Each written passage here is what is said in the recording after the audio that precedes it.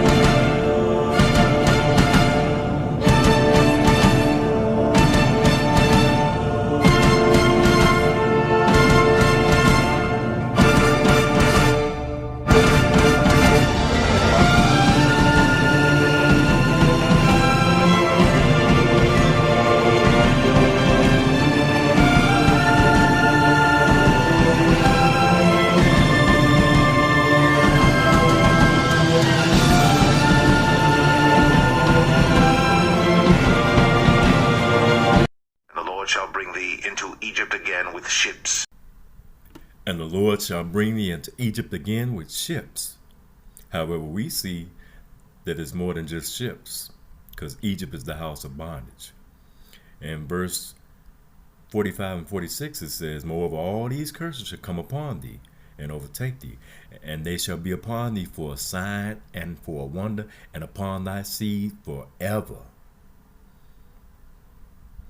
In the New Testament, we see in the book of James, chapter 1, verse 1, James, a servant of God and of the Lord Jesus Christ, to the 12 tribes which are scattered abroad, greeting. Why did they get scattered? Because they fell under the curses. They didn't obey the Most High God. So they got scattered. And history tells us they left out of Egypt, out of slavery on foot. But they kept going in and out of slavery. And by how? Ships.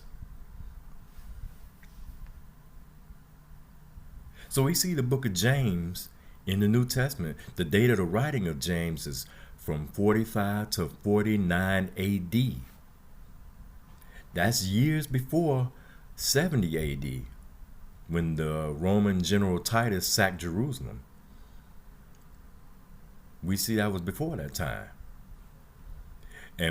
But it was after the Babylonian captivity, or the captivity of Judah, or the Babylonian exile, where they went in slavery on foot. Leviticus 26:33 says, and I will scatter you among the heathen. What are heathens? Non-believers in the Most High God. They serve other gods, which are really pagan gods, which are really no gods. Now, in the New Testament again, Acts chapter 2, beginning with verse 1, it says, and when the day of Pentecost was fully come, they were all with one accord in one place. It's talking about Israelites. And suddenly there came a sound from heaven as of a rushing mighty wind, and it filled all the house where they were sitting. And there appeared unto them cloven tongues like as a fire, and it sat upon each of them. And they were filled with the Holy Ghost, and began to speak with other tongues, as the Spirit gave them utterance. And there were dwelling at Jerusalem Jews, devout men out of every nation.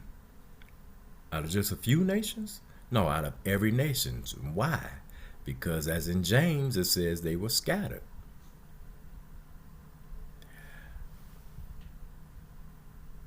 This is also in Acts chapter 2. Let me skip down to verse. Let me see. Verse 9.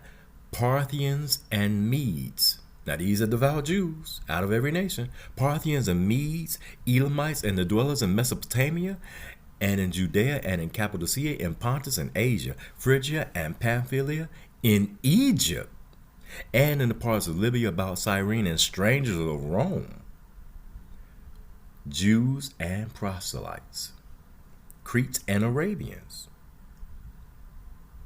Why is that? These were Jews that were living or even born in these other countries. So that's why it says, an example is strangers of Rome. They were born in Rome.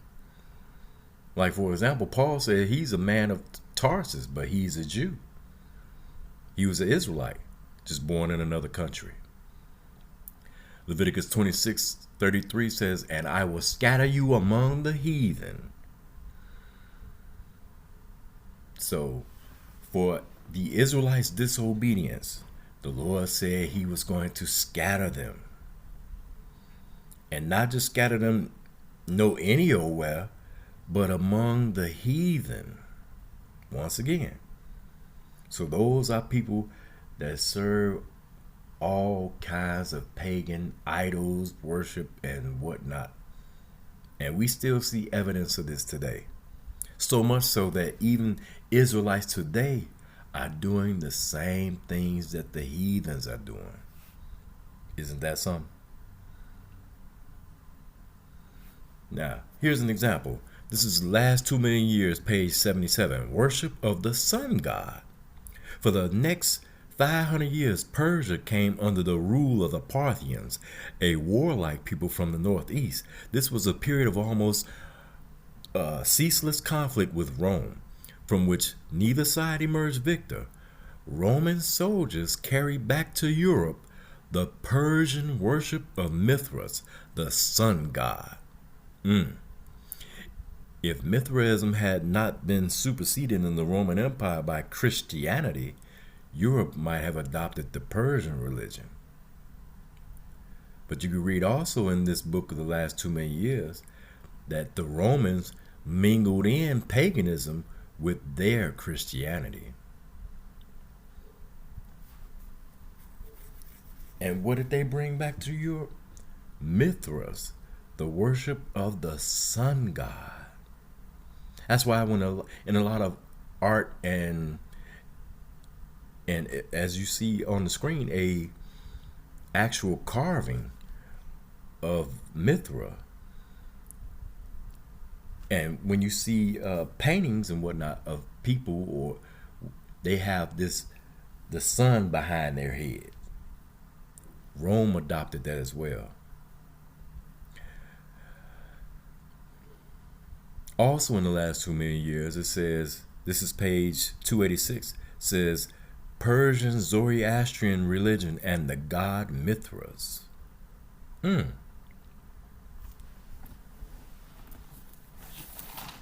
we know Mithras is the sun god, right? Let's see. I got the book right in front of me because I want to show you something about this. It says Persian Zoroastrian religion and the god Mithras, right?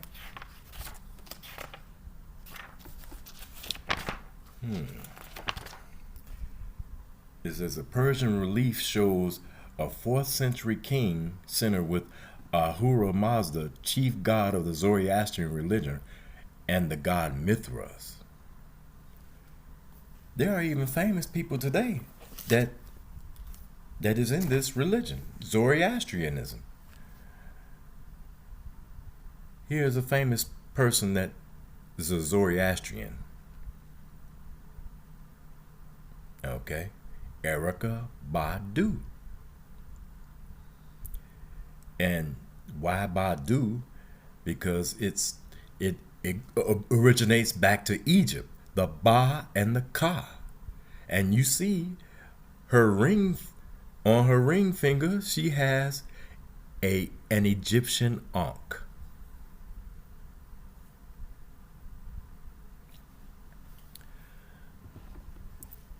Jeremiah 2:36. Why gottest thou about so much to change thy way? Thou also shalt be ashamed of Egypt, as thou wast ashamed of Assyria. Whoa.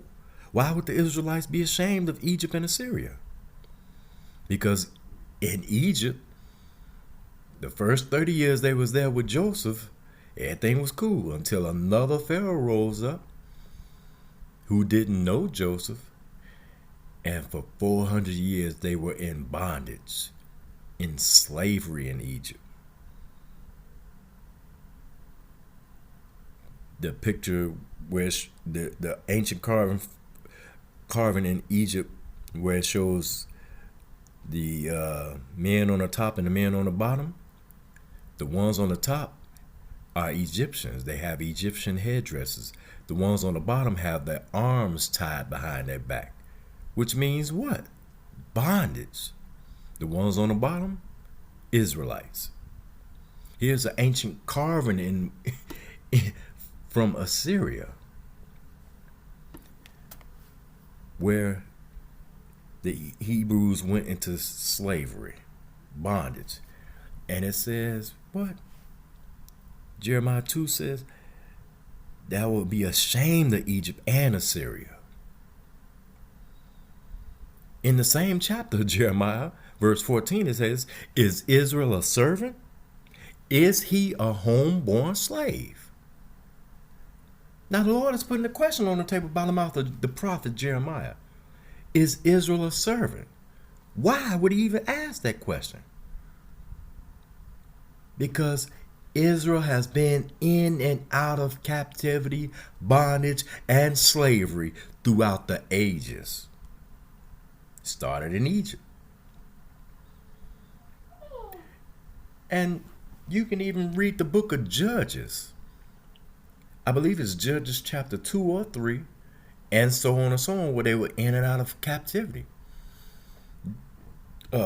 Read about Chushan-Rishathaim, where they served him 8 years. Chushan-Rishathaim means twice evil king of Mesopotamia. Read it to you about Mesopotamia in the book of Acts. But it says, is Israel a homeborn slave? Is Israel a servant? Is he a homeborn slave? Why is he spoiled? And he does not mean spoiled like I'm going to give you everything you want. He means spoiled as in the spoils of war, which means take. When a nation of people conquer another nation of people, what do? They spoil them. They take their riches, they take their kingdom, they take their goods, they take their people. They take their substance, they take everything. The spoils of war. So, modern man knows automatically that the Israelites went into slavery with Egypt and Babylon and the Assyrians. Okay. But Israel being in and out of slavery. From about 1525 to 1866, 12.5 million Africans were taken from their homeland and forcibly transported across the Atlantic, a journey that approximately 2 million of them would not survive. By the turn of the 18th century, European merchants were building vessels capable of transporting hundreds of enslaved people per journey. These ships had extra portholes for ventilation, weapons mounted on deck in case of rebellion, and additional compartments added below deck to take on more human cargo. Before boarding the ships at African port cities, enslaved people were stripped of their clothing and remaining possessions and had their heads forcibly shaved. Now, the last part of that clip, they showed that they shaved the slaves' heads. Why would they do that? To not only show ownership of those slaves, but also to change their appearance. And when you look at many slave pictures of slaves, they got their heads shaved. or they have very, very short hair. You rarely see the Israelites, mainly, with their beautiful hair. And I'm going to show you some pictures of some Israelites. Here's ancient carving of Israelites. Now you see that hairstyle? Those are cornrows. Cornrows and nappy beards.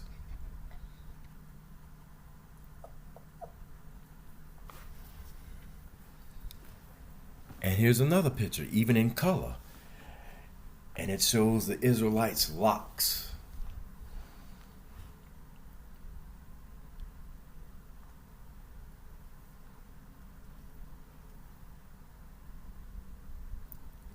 And look at the texture of the locks and the beard. That's why in Songs of Solomon, chapter 1, verse 5, it says, I am black but comely, O ye daughters of Jerusalem, as the tents of Kedar. That's black. As the curtains of Solomon. Okay? Here's another ancient carving of an Israelite. Locks and cornrows and nappy beards. Locks and cornrows and nappy beards. The ancient black Hebrews, Jacob and his family. That's the cover of this book.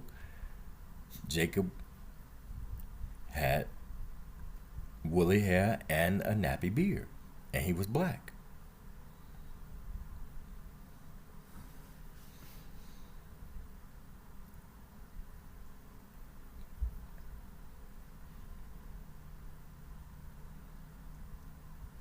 Song of Solomon chapter 5 verse 11 says his locks are bushy and black as a raven. Now look at the ancient carving of an Israelite and look at a black man's picture today. Same thing. Same thing.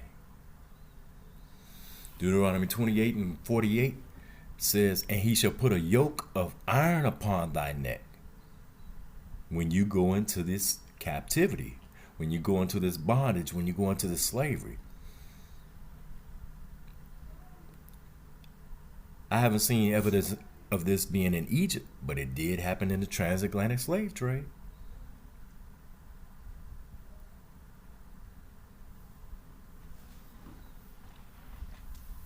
A yoke of iron upon your neck, Israel. And they made many different kinds of yokes of iron. Even got ones with bells on them so they could hear if you tried to run away.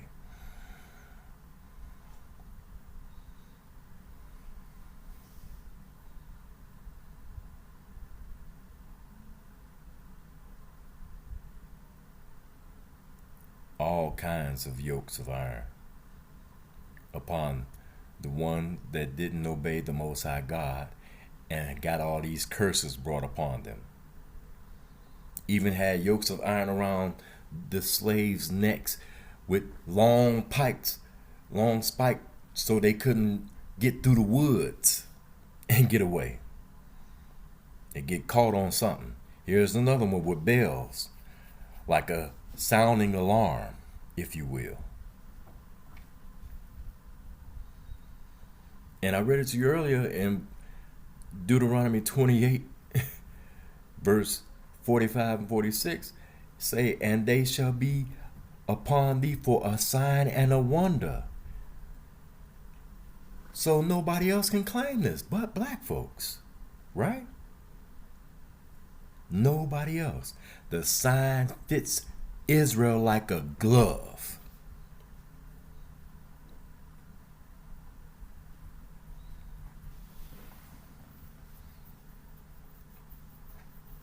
Like a glove.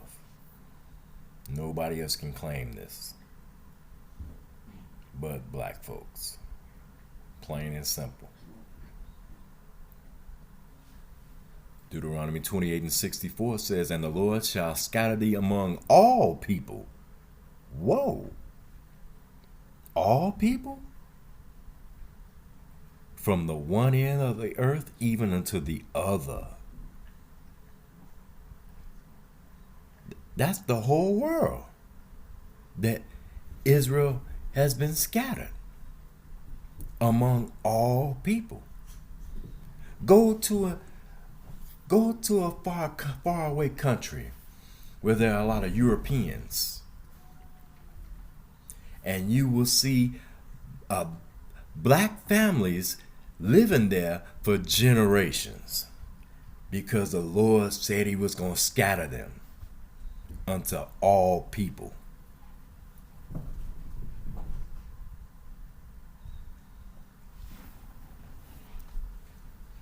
Now, before the ships came, there was only captivity in surrounding areas of landmass such as Assyria, Babylon, Mesopotamia, etc. But when the ships came, Israel got scattered all over the world. The whole world.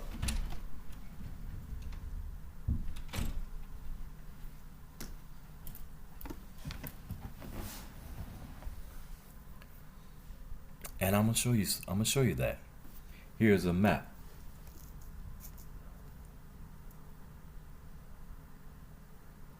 Here's a map showing the slave trade. Well, before the slave trade, it said captivity of Israel and Judah. Okay, you see. Lydia, Phrygia, Assyria, Moab, Edom, Arabia, Egypt, Elam, Persia, Media. All these places, Babylonia, all these places you can walk to on foot. The slave masters probably were riding on horses, but the actual slaves, which was Israel and Judah, were walking on foot. Wasn't no cars, wasn't no buses, wasn't no trains. They had to walk there. Okay? That's why he said but see, in Acts chapter 2 it says Parthians and Medes in Egypt. Okay, Rome, well, the Romans had warships. So we talking before 70 AD when Israel got scattered out of Jerusalem completely.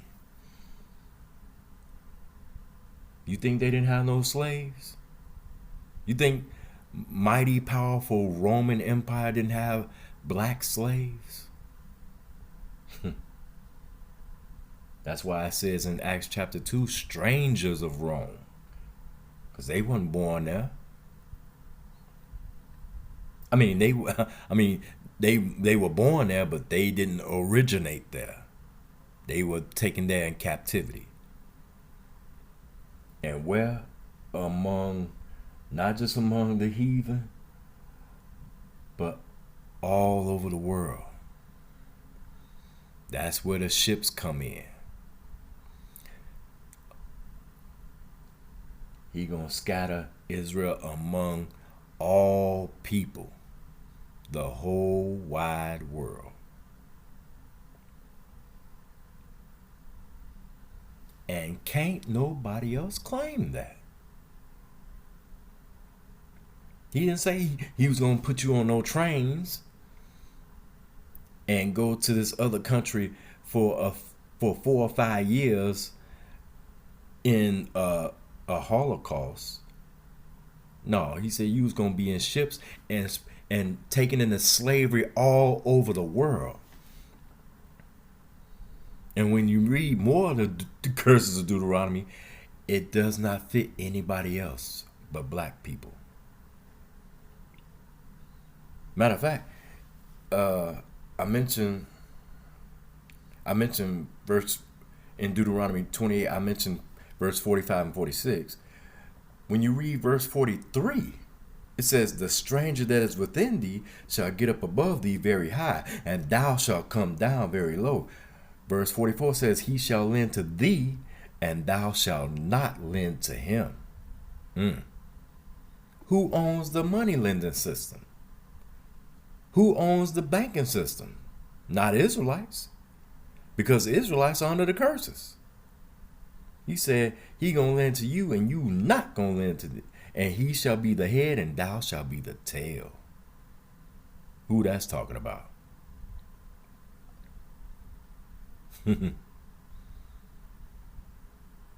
Nah.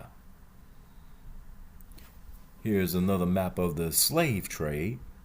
Because a lot of people like to say, the slave triangle or the triangular trade, which means between Africa, South America, and North America. But the slave trade went beyond that, because the Lord, when he says he gonna do something, he best believe you can bank on him doing it. This right here, this map shows that they went into slavery in Asia as well. What? You think Chinese and Japanese people didn't have black slaves?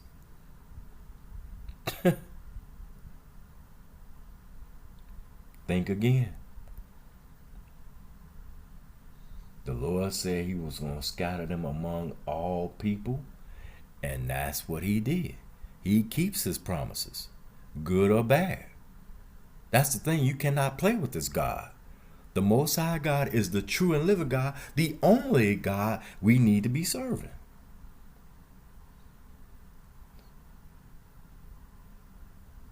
So in Deuteronomy 28 and Leviticus 26, there's blessings and curses.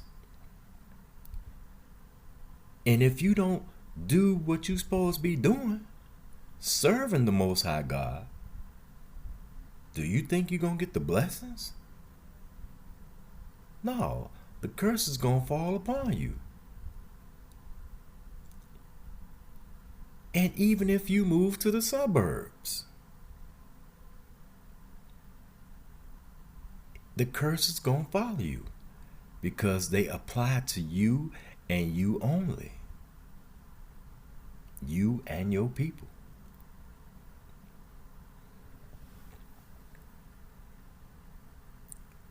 Here's an ancient document. I believe it's written in Mandarin or Chinese writing. I had to look this up because I had this document years ago. But this is documenting black slaves in China. Black slaves in China. And then you wonder why, or in Asia, I can't remember which one. But you wonder why Asians act the way they do towards us.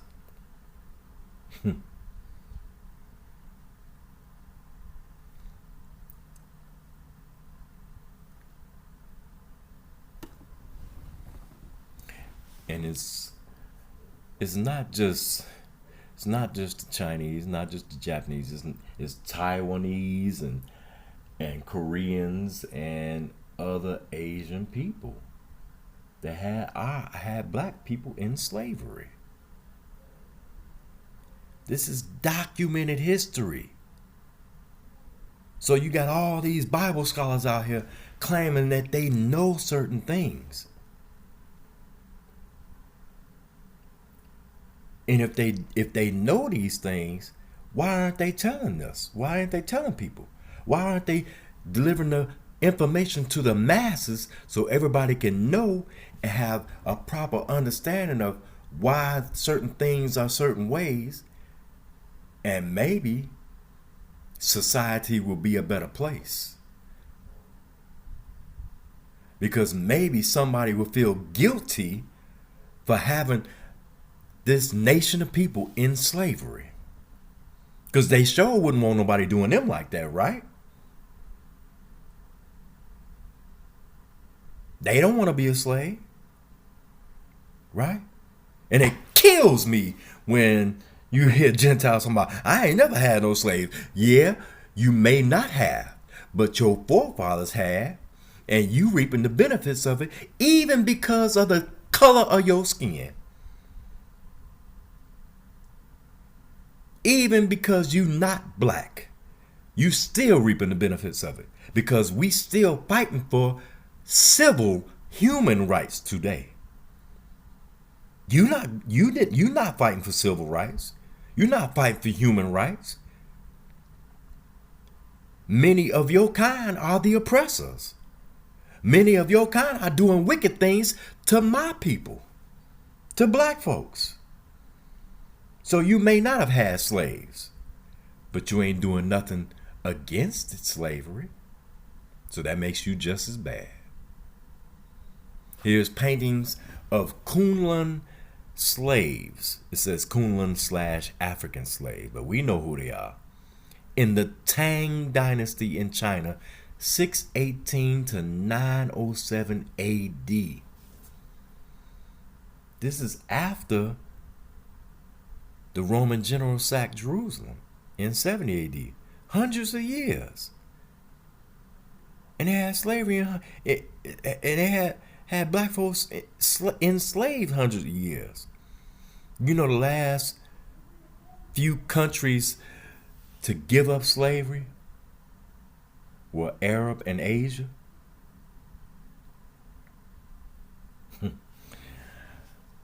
But here's proof right here. You can find this proof anywhere. You can find it on the internet just as well as finding it out of a history book.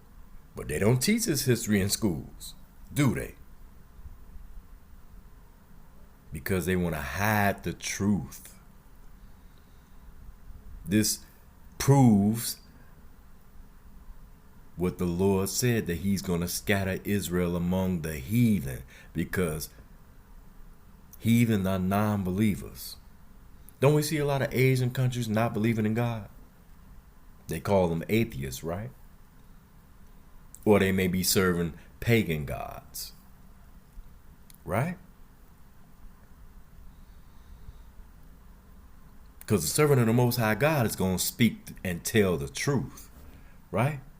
You got all these heathens not saying a word about the truth and not having no compassion. Here's another picture of some slaves in an Asian country. These are also Kunlun slaves.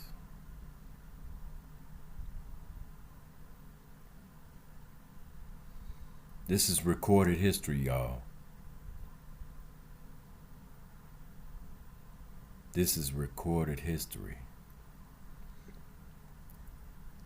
And when the recorded history that is never talked about is brought out into the open, people seem to be shocked. Even Israelites are shocked themselves. Even black folks are shocked themselves, because nobody has told them this. Nobody has showed them this. It's a mystery. It is hidden from people.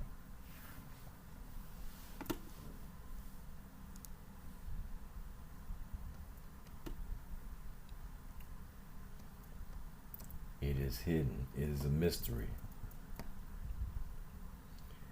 And thank the Most High God for allowing us to have access to technology and the internet, because we can find things and research things even more so. That's why you can't lie to these children. These children can Google anything. They can find anything that you're talking about. Just get on their phone. But most people don't read.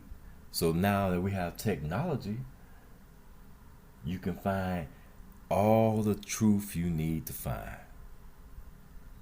That's why it's not good to lie. But you got a lot of nations lying. Well, they ain't saying that, they not bringing out the truth, so they might as well be lying, right?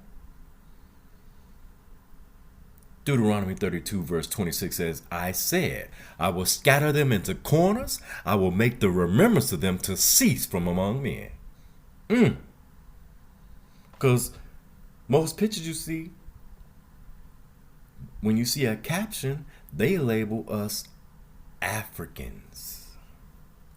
But I showed you in part 1, Africans were apologizing to us for selling us to the Gentiles in the transatlantic slave trade.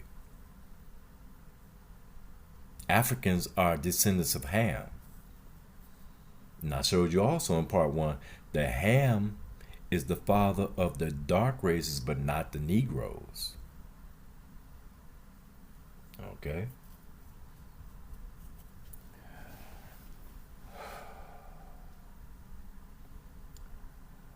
He said he would scatter them into corners and make the remembrance of them to cease from among men. So that means what?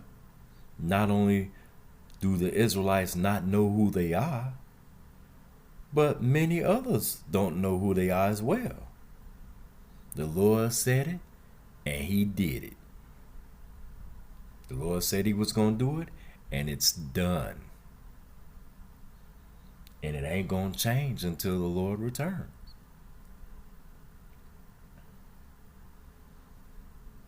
He said he's going to make the remembrance of them cease from among men. Why is it that whenever so-called Black History Month comes around, the only thing for black folks that other people show is roots and the slave ships? You can't go back no further than that though, right? That's all our history amounts to, is slave ships. That's a sign and a wonder. That is truly a sign and a wonder that nobody knows who you are. But people know, and I'm going to point that out a little bit later. Now, he said, into Egypt again with ships. I showed you before that Egypt means bondage. It's in the Bible 10 times. The house of bondage, the house of bondage, the house of bondage. And it's talking about Egypt. And it don't mean all the time literal Egypt or physical Egypt. It also means spiritual.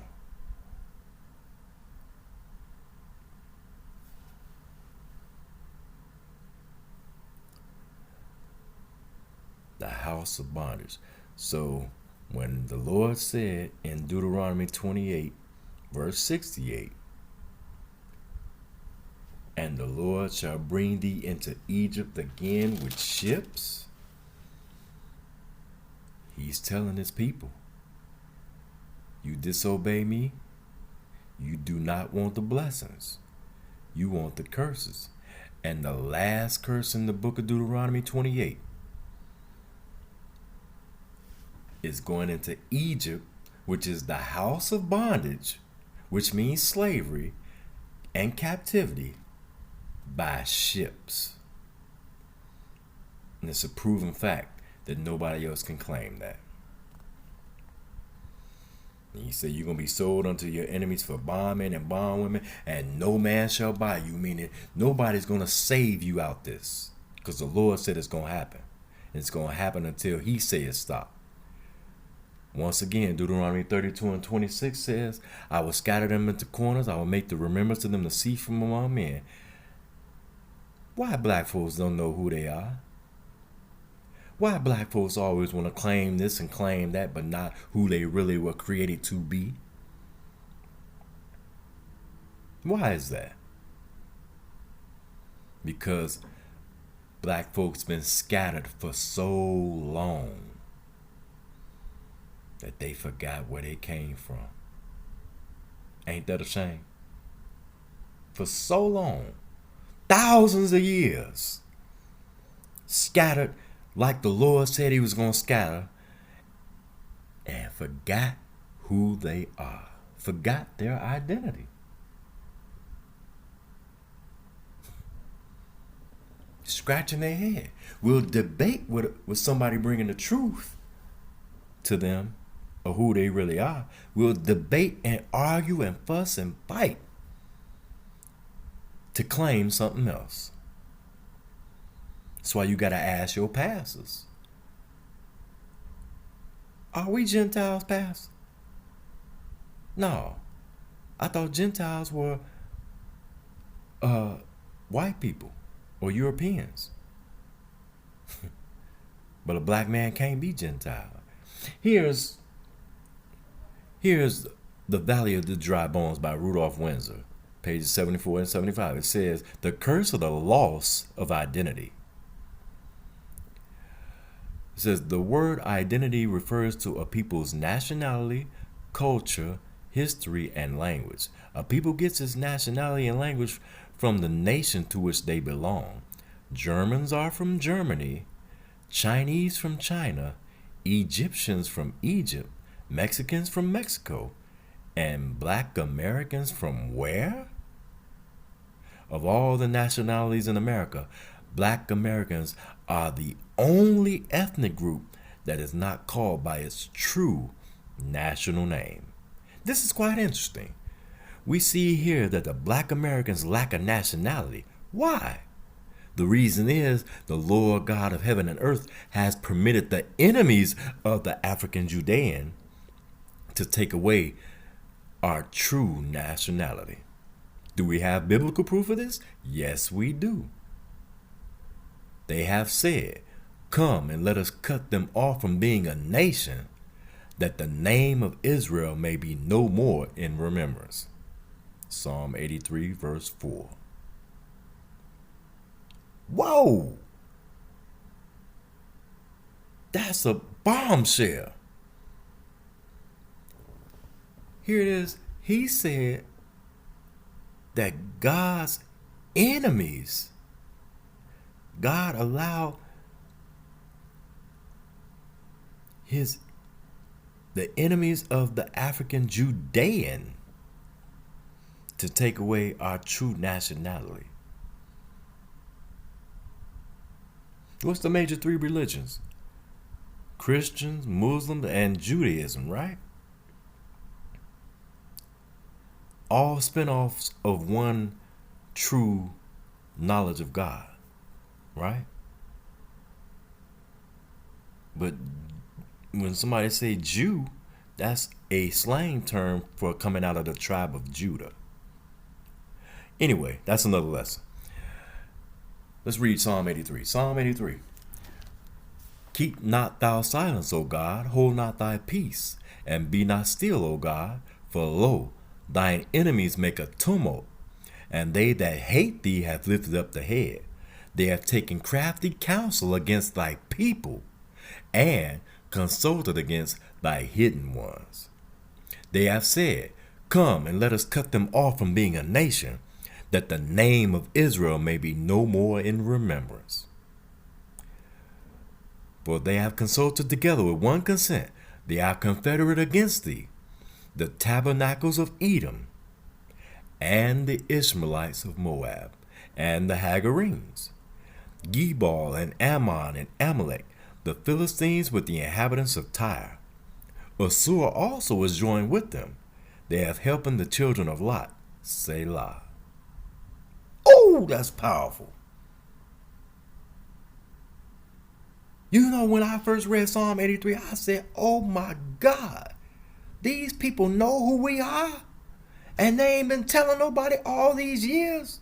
They've been hiding this from the public, as well as hiding it from us as well, because they are the powers that be. They are the ones in control. Now, verse 4 says they have said, come and let us cut them off from being a nation. That's cold. From being a nation? And what else to say? That the name of Israel may be no more in remembrance. Didn't the Lord say that in Deuteronomy 32, verse 26? I said I would scatter them into corners. I would make the remembrance of them to cease from among men. God is in control. So, for disobedience to him, God allows other people to punish the Israelites. Don't that make sense? Because back in the old days, he would strike you down with lightning, or make the ground swallow you up, or perform some miraculous thing. But he, We are created in his image. And the Lord tell you in the book of Jeremiah, he is weary with repenting. Which means what? Stop messing up and just do right from the jump street. Quit calling on me and saying you sorry. No, get it right. Obey my voice. That's all you gotta do. And how do you obey God's voice? You keep his commandments. And that shows that you love him. But the Israelites didn't do that. They didn't love the Lord. They didn't love the Most High God. Israel was into everything. Good, evil, everything. And thought they could get away with it. And got puffed up. The Lord gave them their own land. Gave them riches when they came out of Egyptian slavery. Gave them everything they ever wanted and needed. And they still turned their backs to him.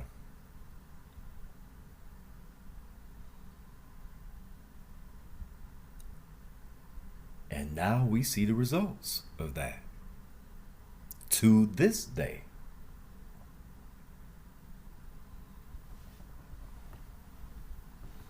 Yes, the Lord is merciful and gracious. But like it says in the book of Jeremiah, I am weary with their repenting. Just straighten up and fly right.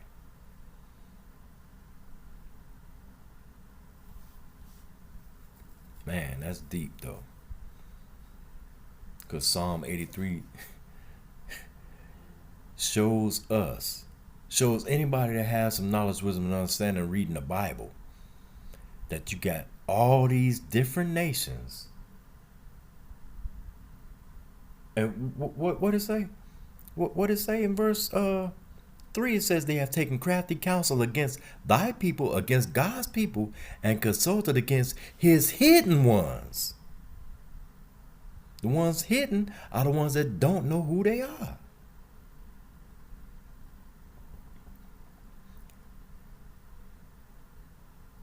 And verse 4 says that the name of Israel may be no more in remembrance of who Israel, true Israel really is to this day.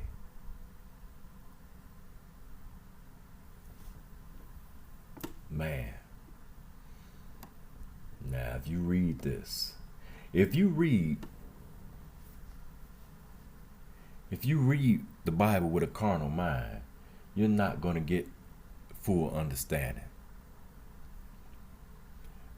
Because if you read the Bible with a carnal mind, you reading Deuteronomy 28 and Leviticus 26, the blessings and the curses, and don't see that the curses fits one particular nation of people out of this whole planet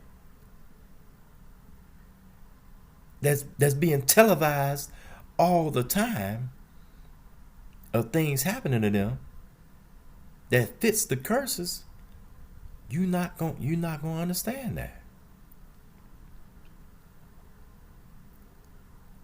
But on the other hand, to make matters worse, you got people that's supposed to be Bible scholars, went to theology school, went to seminary school, and supposed to know what the Word of God says. And if they do know, they not telling nobody the truth about the things, about the matters.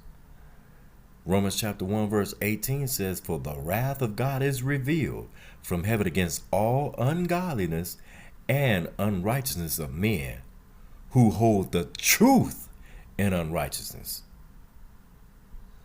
Read it to you in Psalm 83, all these different nations that know that's keeping true Israel hidden. They know who true Israel is, but they ain't gonna tell you.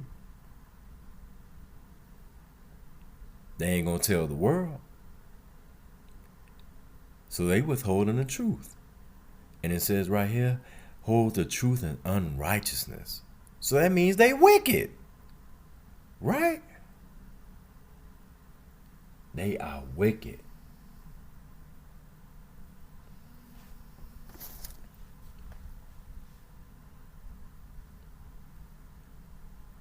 Won't reveal to the people who's lost who they really are, who their identity is. Here's Daniel 9. Now Daniel was in captivity under Babylon, and then the oppressors changed hands to the Medes and Persians. In the first year of Darius, the son of Ahasuerus, of the seed of the Medes, which was made king over the realm of the Chaldeans, in the first year of his reign, I, Daniel, understood by books the number of the years. Whoa, that means what? Daniel was reading, right? Who was he reading? Well, the word of the Lord came to Jeremiah the prophet that he would accomplish 70 years in the desolations of Jerusalem. Whoa! The prophet Daniel was reading Jeremiah's books. Jeremiah the prophet. Okay? This is what a lot of people need to be doing. Maybe the Lord will open their eyes. Verse 3. And I set my face unto the Lord God to seek by prayer and supplication with fasting and sackcloth and ashes. And I prayed unto the Lord my God and made my confession and said, O Lord, the great and dreadful God. Ooh, he ain't sweet Jesus, y'all. He said, the great and dreadful God, keeping the covenant and mercy to them that love him and to them that keep his commandments. Ooh, who loves God? Those that keep his commandments. We have sinned, and have committed iniquity, and have done wickedly, and have rebelled even by departing from thy precepts and from thy judgments. What are precepts? Scripture. Hence, commandments. Okay? Verse 6. Neither have we hearkened unto thy servants the prophets, which spake in thy name to our kings, our princes, and our fathers, and to all the people of the land. O Lord, righteousness belongeth unto thee, but unto us confusion of faces. Oh! Who's the main people on this planet today that don't know who they are? True Israel. The Israelites, the lost tribes of Israel, who were scattered among the people of the world for thousands of years. He said, confusion of faces, as at this day, to the men of Judah and to the inhabitants of Jerusalem and unto all Israel, that are near and that are far off. That's right, scattered. Through all the countries whither thou hast driven them, because of their trespass that they have trespassed against thee. O Lord, to us belongeth confusion of faces. That's verse 8. I jumped the gun. Daniel the prophet understood the books of Jeremiah the prophet, that the Lord was going to accomplish 70 years in desolations of Jerusalem. But you have to read with understanding to know that there was also 70 prophetic years. That's why the prophet Daniel was in captivity for so long. Because he looked around, he like, man, we shouldn't be under nobody else right now. We shouldn't be serving no other nation right now. The captivity should be over. But it was 70 prophetic years as well. But he understood that. It took him a while. He had to pray again and get some understanding from the angel Gabriel. But he understood that Daniel understood that Israel has sinned against God and God is punishing them. As at this day.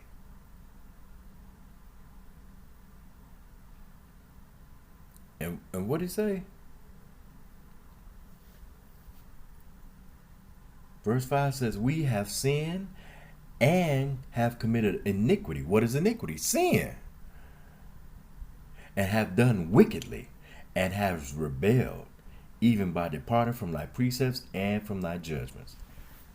So if you depart from the precepts and the judgment, that means you ain't keeping no commandments. And that also means you don't love the Lord.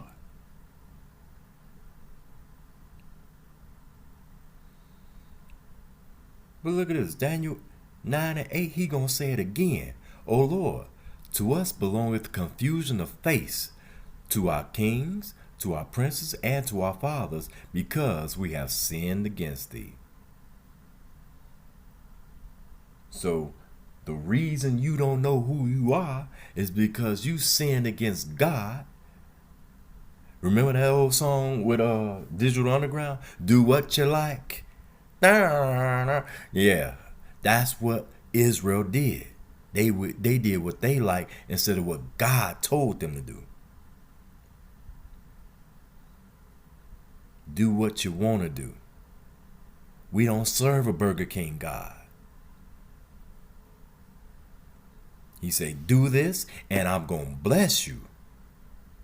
But if you don't and you do something else, I'm going to curse you. And in this very same chapter, Daniel confesses that Israel is under the curses. Now, Psalm 83 again,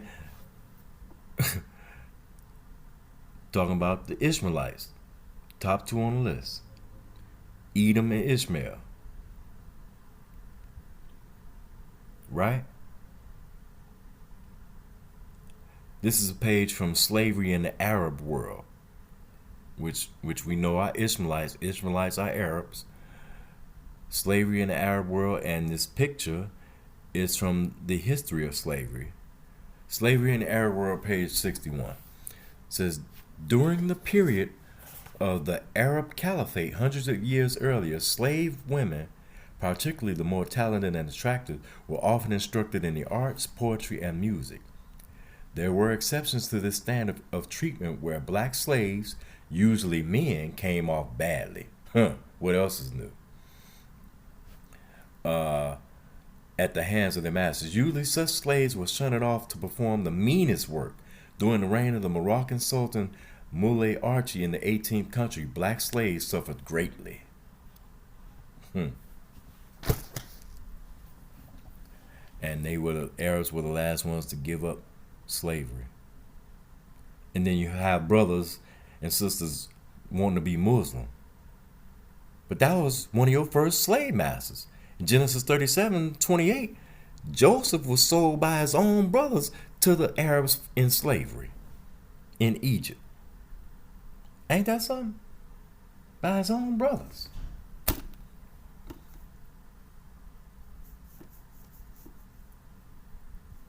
And instead of serving the true and living God, people want to go to a quote-unquote brotherhood, which originated from a spinoff of the true religion, worshiping a moon god and kissing a rock in Mecca. That's idolatry. That's pagan. How is that a brotherhood? It ain't a brotherhood of the Most High God. That's what Ishmael and Muhammad and them gave you. That's another lesson. Jeremiah 29, verse 14 says, and I will be found of you, saith the Lord, and I will turn away your captivity. Oh, there's light at the end of the tunnel. And I will gather you from all the nations and from all the places whither I have driven you, saith the Lord. He gonna turn away our captivity. Jeremiah 31:10. He that scattered Israel will gather him. So there's still hope. In future days, the Most High God, the true and living God, he's going to gather his people once again, like he did out of Egypt. Let's see the same thing in the New Testament. Matthew 24. Matthew 24, verses 29 through 31. Verse 29.